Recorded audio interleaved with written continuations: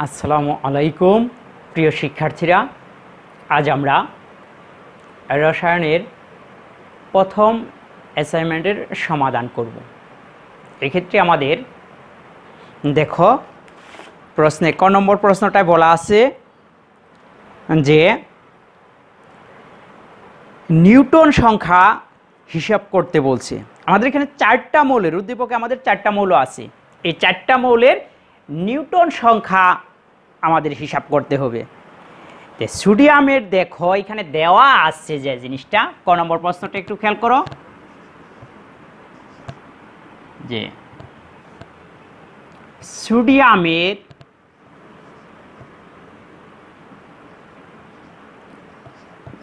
Sodium এর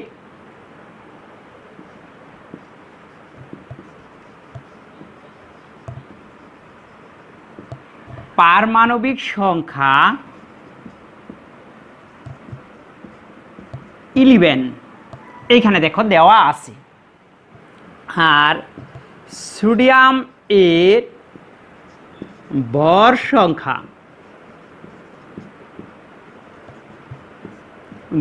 সংখ্যাটা দেওয়া আছে 23। তাহলে এখানে একটা জিনিস খেয়াল করো যে পারমাণবিক সংখ্যাটা কি বা কাকে বলে। কোন মৌলের নিউক্লিয়াসে অবস্থিত প্রোটন সংখ্যাটাকে পারমাণবিক সংখ্যা বলা হয়। আমি সংখ্যাটা লিখে দেই।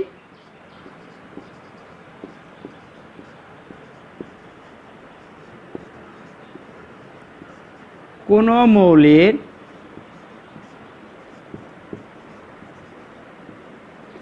নিউক্লিয়াসে অবস্থিত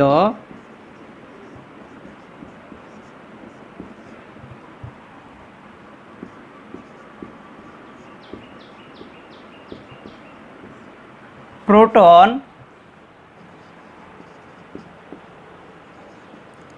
সংখ্যাকে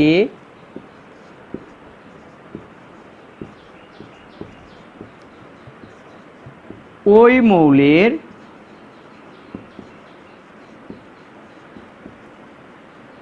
পারমাণবিক সংখ্যা বলা হয়। তাহলে আমরা দেখো সোডিয়ামের প্রোটন সংখ্যাটা আমরা জানি। তাহলে কত হবে? সোডিয়ামের প্রোটন সংখ্যা হবে 11।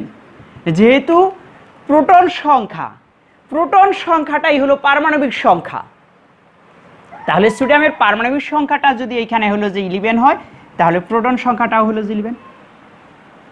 আর আমরা জানি যে ভর সংখ্যাটা কোনো মৌলের নিউক্লিয়াসে অবস্থিত প্রোটন এবং নিউটনের মোট সংখ্যাকে বলা হয় ভর সংখ্যা।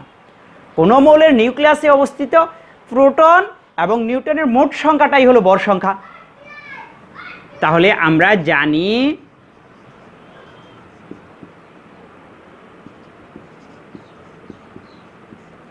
জানি ভর সংখ্যা ইকুয়াল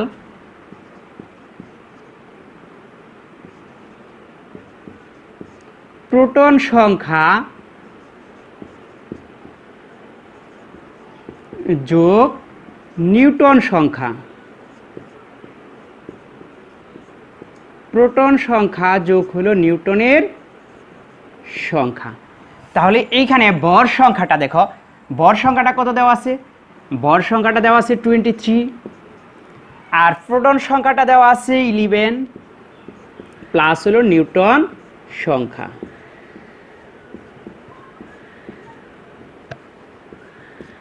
নিউটনের সংখ্যা। তাহলে এইখান থেকে দেখো আমরা নিউটন সংখ্যাটা বের করব। এইখানে 11 ছিল প্লাসের, যখন আমরা সাইড চেঞ্জ করলাম এটা মাইনাস হয়ে গেল, ইকুয়াল হলো নিউটন সংখ্যা।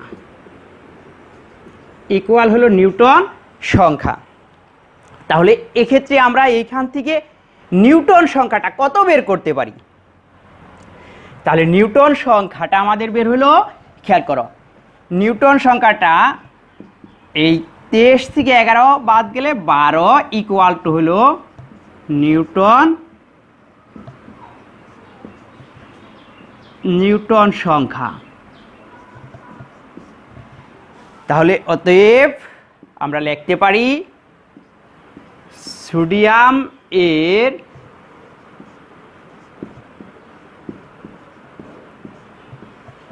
নিউটন সংখ্যা, সোডিয়ামের নিউটন সংখ্যা হলো 12। তাহলে সোডিয়ামের নিউটন সংখ্যাটা আমরা বের করলাম 12। এইখানে দেখো তোমরা লক্ষ্য রাখবা যে ফিজিক্সে কিন্তু 10 মার্ক একটা অ্যাসাইনমেন্টে, আর এখানে দেখো রসায়নে কিন্তু 16 মার্ক, অর্থাৎ এখানে ক নম্বরটাও কিন্তু 4 মার্ক। এখানে ক নম্বর যে প্রশ্নটা এটাও কিন্তু 4 মার্ক। তাহলে আমাদের ডিটেলস কিন্তু লিখতে হবে। হ্যাঁ, তারপরে এখন দেখো এখানে উদ্দীপকে আমাদের মৌল দেওয়া আছে 4টি, মৌল দেওয়া আছে 4টি। তো এখানে সোডিয়ামের নিউটন সংখ্যাটা আমরা হিসাব করলাম যে সোডিয়ামের নিউটন সংখ্যাটা হলো 12। এরপরে দেখো যে ফসফরাস এর নিউটন সংখ্যাটা আমরা হিসাব করব। তাহলে ফসফরাস এর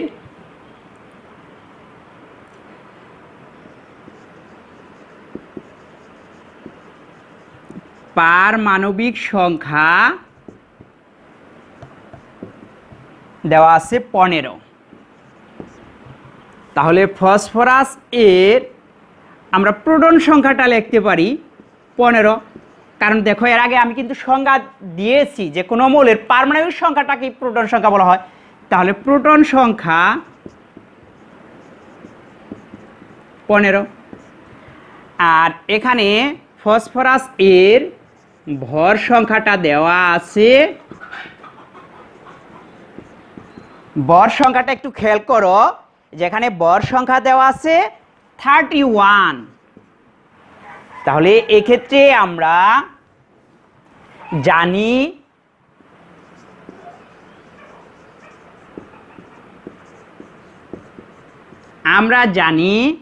ভর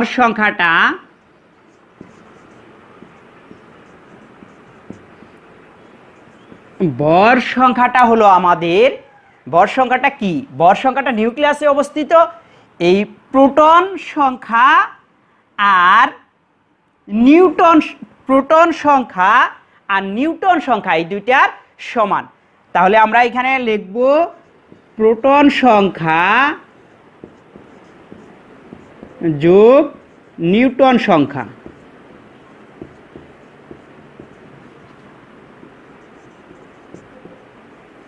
প্রোটন সংখ্যা যোগ নিউটন সংখ্যা, এইখানে হলো ভর সংখ্যা 31, প্রোটনের সংখ্যা হলো 15 আর নিউটনের সংখ্যা নির্ণয় করতে হবে।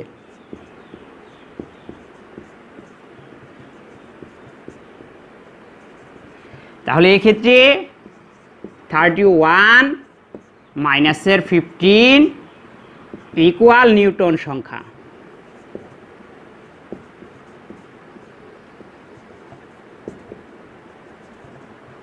তাহলে এই ক্ষেত্রে কত থাকে দেখো 16 নিউটন সংখ্যা।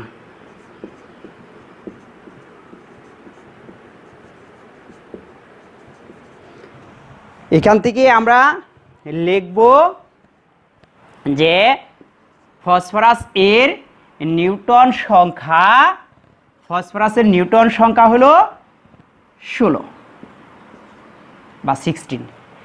এরপর দেখো এরপর আমরা একইভাবে লিখব যে পটাশিয়াম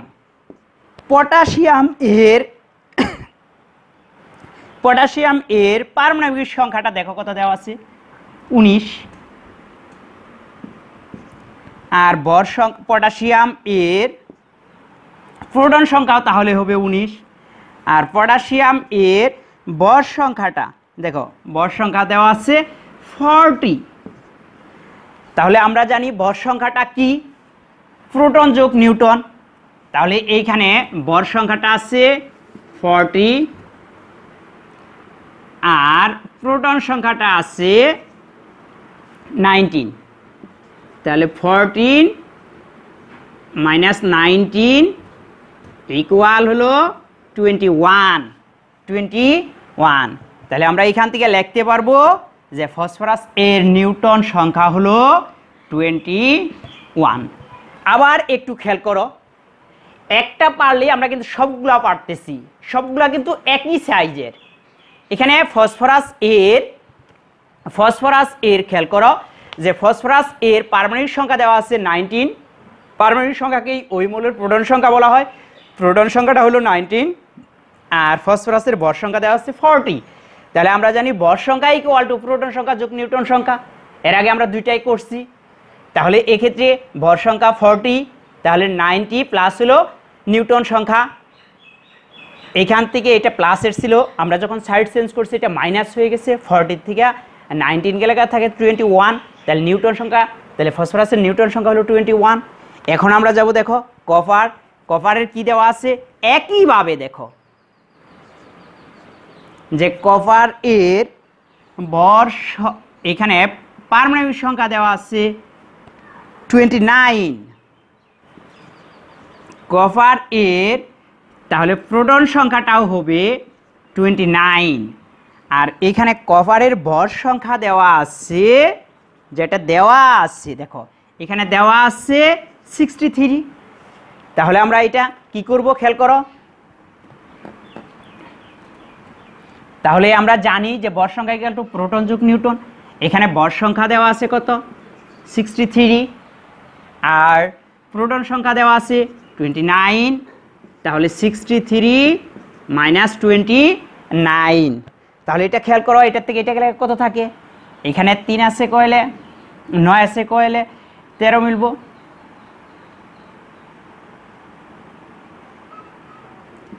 চার হলে হাতের আছে আমাদের 1, তাহলে এই 3 6, এখানে কত, এখানে দেখো এটা আমাদের এইখান থেকে খেয়াল করো যে ফসফরাস এর নিউটন সংখ্যা, তাহলে কপার এর নিউটন সংখ্যা, কপার এর নিউটন সংখ্যাটা আমাদের কত বের হলো, কপারের নিউটন সংখ্যাটা বের হলো আমাদের 34।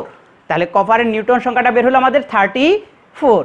তাহলে ক নম্বর প্রশ্নে 4টা মৌল ছিল, 4টা মৌলেরই আমরা কি সংখ্যা বের করলাম, দেখো 4টা মৌলেরই আমরা এইখানে নিউটন সংখ্যাটা বের করছি, যে নিউটন সংখ্যাটা হিসাব করতে বলছে। এখন আমরা এর পরবর্তী প্রশ্নে যাব যে বোর পরমাণু মডেল অনুসারে পরমাণুর গঠনের চিত্র আমাদের অঙ্কন করতে হবে। তাহলে পরমাণু গঠনের চিত্রটা আমরা অঙ্কন করব খ নম্বর প্রশ্নটায়।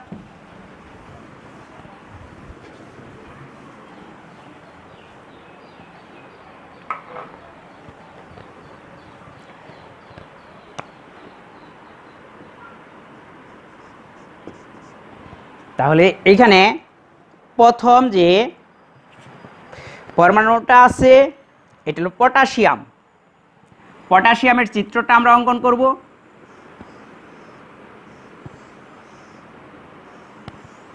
বোর পরমাণু মডেল অনুসারে এক্ষেত্রে দেখো প্রথম যে মৌলটা আছে সেই মৌলটা এখানে দেখো প্রথম যে মৌলটা আছে সেই মৌলটা হলো আমাদের সোডিয়াম। তাহলে সোডিয়ামের এখানে পারমাণবিক সংখ্যা বা প্রোটন সংখ্যাটাকে নিরপেক্ষ পরমাণুতে প্রোটন সংখ্যা আর ইলেকট্রনের সংখ্যাটা সমান থাকে, এখানে 11টা ইলেকট্রন আছে। তাহলে এখানে আমরা ইলেকট্রন বিন্যাস দেখাই, এখানে 2টা, এখানে 2টা,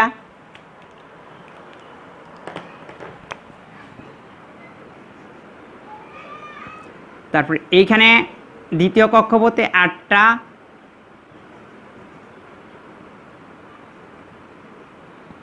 আর তৃতীয় কক্ষপথে হলো 1টা। এটা আমাদের কি করলাম, এটা বোর পরমাণুর মডেল অনুসারে পরমাণুর গঠনের চিত্র। তাহলে এখানে লিখতে পারো তুমি বোর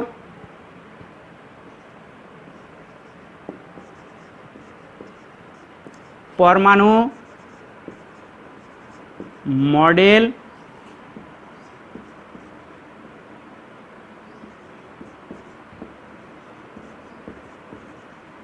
অনুসারে বোর পরমাণু মডেল অনুসারে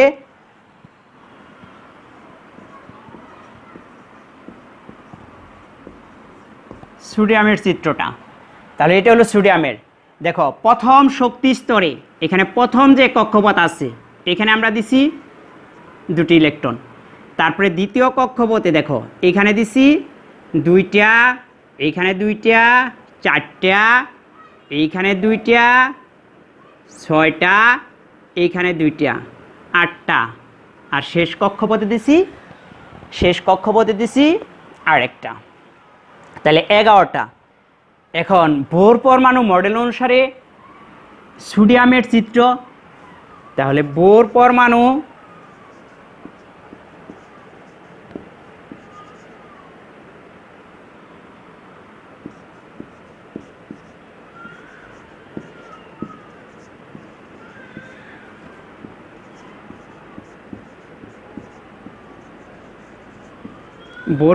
মডেল অনুসারে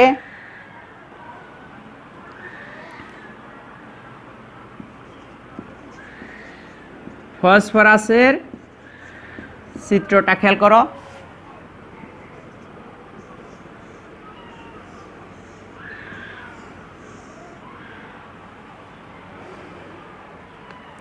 তাহলে প্রথম কক্ষপথে 2টা, দ্বিতীয় কক্ষপথে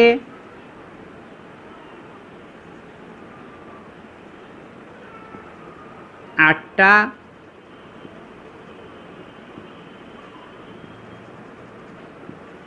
তৃতীয় কক্ষপথে 8টা,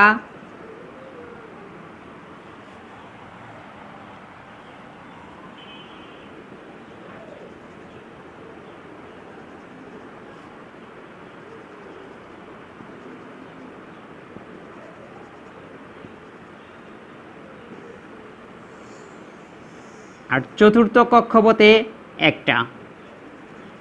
তোমরা কম্পাস দিয়ে অনেক সুন্দর করে চিত্রগুলো অঙ্কন করবা। তাহলে প্রথম কক্ষপথে এটায় 2টা, তারপরে 8টা, তারপরে 1টা। এটায় প্রথম কক্ষপথে 2টা, তারপরে দিচ্ছি 8টা, তারপরে 8টা, তারপরে হলো 1টা। এরপরে আমরা কপারের ক্ষেত্রে যাব। দেখো ফসফরাসের 15টা। তাহলে এক্ষেত্রে প্রথম কক্ষপথে 2টা, তারপরে দ্বিতীয় কক্ষপথে 8টা, 8 দিয়ে 10টা। ফসফরাসের কিন্তু তৃতীয় কক্ষপথ এটা হবে না, 15টা। খেয়াল করো। তাহলে তৃতীয় কক্ষপথে এখানে 10টা আর 5টা দিতে হবে। তাহলে এইখানে এই 2টা বাদ দিই আর এইখান থেকে 1টা বাদ দিই। তাহলে দেখো ফসফরাসের 15টা ইলেকট্রন, 15টা। প্রথম কক্ষপথে 2টা, তারপরে দিছি 8টা, তারপরে 8 দিয়ে 10, আর তৃতীয় কক্ষপথে দিছি 5টা। আমি যেটা অঙ্কন করছিলাম এটা পটাশিয়ামের হয়ে গেছিল। বোর পরমাণু মডেল অনুসারে পটাশিয়ামের ইলেকট্রন বিন্যাসটা আমরা দেখব, চিত্রটা আমরা দেখব। দেখো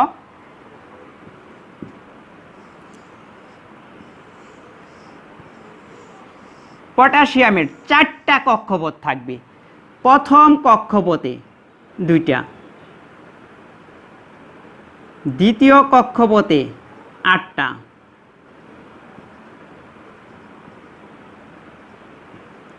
আর তৃতীয় কক্ষপথে 8টা,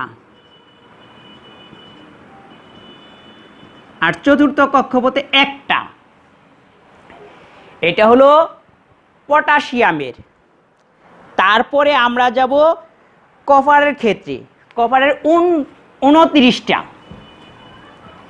29টা, তাহলে 29টা মৌলের আমরা ইলেকট্রন বিন্যাস করব।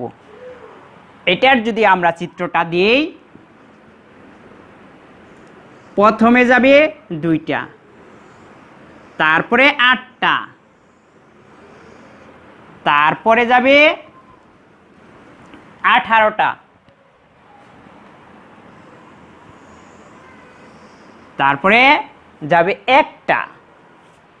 তাহলে দেখো প্রথম কক্ষপথে 2টা, দ্বিতীয় কক্ষপথে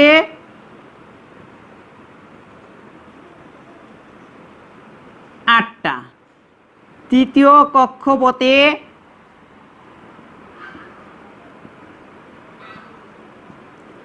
ছয়, 8, 10, 12, 14, 16, 18, 18টা আর গেছে 18টা আর 10টা 28টা, আর শেষ কক্ষপথে একটা, এই হলো 29টা। তাহলে বোর পরমাণু মডেল অনুসারে কপারের চিত্রটা হবে এরকম। এখন আমরা যাব গ নম্বরে। এখানে বলছে শক্তি স্তরের ইলেকট্রন বিন্যাস। শক্তি স্তরের ইলেকট্রন বিন্যাস আমরা দেখব। শক্তি স্তরের ইলেকট্রন বিন্যাসটা আমরা দেখব, যে বোর পরমাণু মডেল অনুসারে গঠন চিত্রটা আমরা দেখলাম। এখন আমরা এর শক্তি স্তরের ইলেকট্রন বিন্যাসটা দেখব।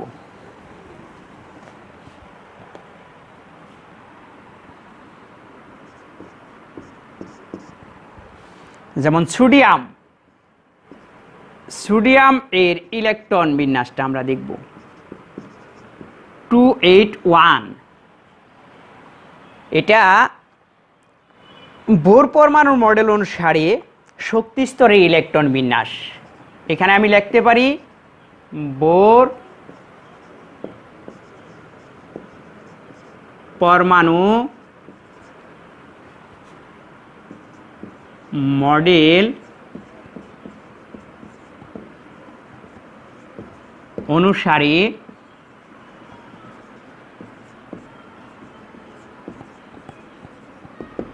শক্তি স্তরের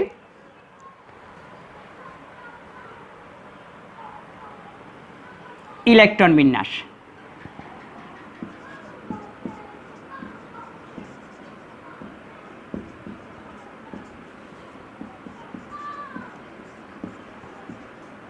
ইলেকট্রন বিন্যাস, তাহলে সোডিয়ামের 281, এটা হলো বোর পরমাণু মডেল অনুসারে প্রত্যেক কক্ষপথে 2n² সংখ্যক ইলেকট্রন থাকে। আমরা এই সূত্রটা হলো যে ফলো করে অঙ্কটা করব। তারপরে পটাশিয়াম, ফসফরাসের খেয়াল করো 28, তারপরে কত 5, তারপরে পটাশিয়ামের হলো 2881, তারপরে কপার 28181। তাহলে এক্ষেত্রে আমরা এখানে সোডিয়ামের ইলেকট্রন বিন্যাস, সোডিয়ামের 11টা ইলেকট্রন আছে, ফসফরাসের 15টা ইলেকট্রন, এটার 19টা, এটার হলো 29টা। তাহলে বোর পরমাণু মডেল অনুসারে শক্তি স্তরের ইলেকট্রন বিন্যাসটা, তাহলে সোডিয়ামের প্রথম শক্তি স্তরে 2টা, তারপরে 8টা, তারপরে হলো একটা, হলো 11টা, আর এটায় প্রথম শক্তি স্তরে 2টা, তারপরে 8টা, 10, আর শেষ কক্ষপথে তৃতীয় কক্ষপথে 5টা, এই 15টা। এটা 2, 8, 10, 18, 19, আর এটা 2 আর 10 আর 18, 28 আর হলো 29। এখন আমরা যাব উপশক্তি স্তরের অরবিটাল সমূহের ইলেকট্রন বিন্যাস। উপশক্তি স্তরের আমরা অরবিটাল সমূহের ইলেকট্রন বিন্যাস করব।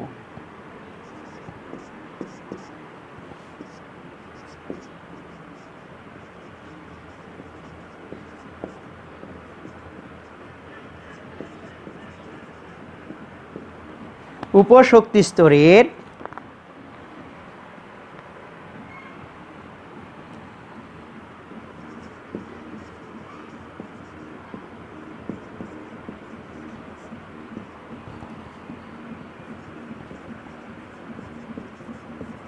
অরবিটাল সমূহের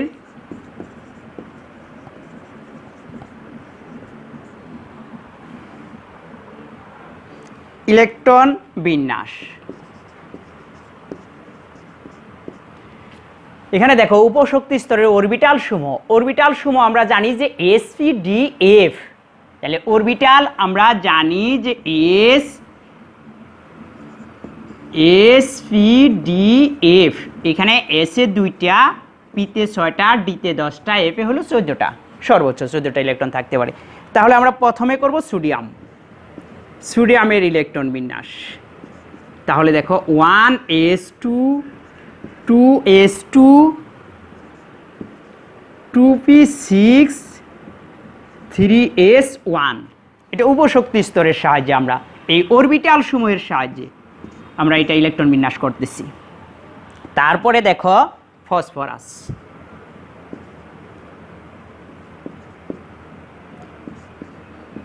1s2 2s2 2p6 3s2 10 12, 3s এর পরে যাবে 3p3। দেখো এটা হলো উপশক্তি স্তরের সাহায্যে। তারপর আমরা এখন দেখব পটাশিয়াম, 19 নম্বর মৌল। তাহলে 1s2 2s2 2p6 3s2 3p6। তাহলে এখানে কয়টা গেল দেখো 10 আর 8 18, 4s1। তারপর আমরা কপার, আমরা 29 নম্বর মৌলটা দেখব। 1s2 2s2 2p6 3s2 3p6 4s2 3d10। এখানে দেখো একটা জিনিস খেয়াল করো, এখানে কপারটা হলো ব্যতিক্রমধর্মী। এই ক্ষেত্রে 29টা 10 18, এখানে গেছে 10টা, আর এইখানে যায় 10টা। এখানে যদি আমি 2টা দিই তাহলে এখানে যায় 10টা আর এখানে যায় 10টা, তাহলে 30টা। আমি এইখানে ব্যবহার করব একটা, 29টা। কারণ হলো যে আমরা জানি যে ডি অরবিটাল সবসময় অর্ধপূর্ণ অথবা পূর্ণ অবস্থায় থাকলে ওই ইলেকট্রন বিন্যাসটা অধিক স্থায়িত্ব লাভ করে, অধিক শক্তিশালী হয়, অধিক স্থিতিশীল হয়। এই জন্য আমরা কি করব, এইখানে এই পাশের অরবিটাল থেকে এখানে 2টা না যায়, এখানে পাশের অরবিটাল থেকে একটা যে এখানে যদি 2টা যেত তাহলে এখানে হয় 9টা। কিন্তু ডি অরবিটাল সবসময় অর্ধপূর্ণ বা পূর্ণ অবস্থায় থাকলে ওই ইলেকট্রন বিন্যাসটা অধিক স্থিতিশীল হয়। তাহলে এইখানে যাবে 10টা আর এইখানে আসবে একটা। এটা হলো অরবিটাল সমূহের সাহায্যে ইলেকট্রন বিন্যাস। অরবিটাল সমূহ হলো sp,d,f। তাহলে অরবিটালগুলো ব্যবহার করে আমরা এই ইলেকট্রন বিন্যাসটা করলাম। ওকে প্রিয় শিক্ষার্থীরা, তোমরা সবাই ভালো থেকো। তোমাদের সবাইকে ধন্যবাদ।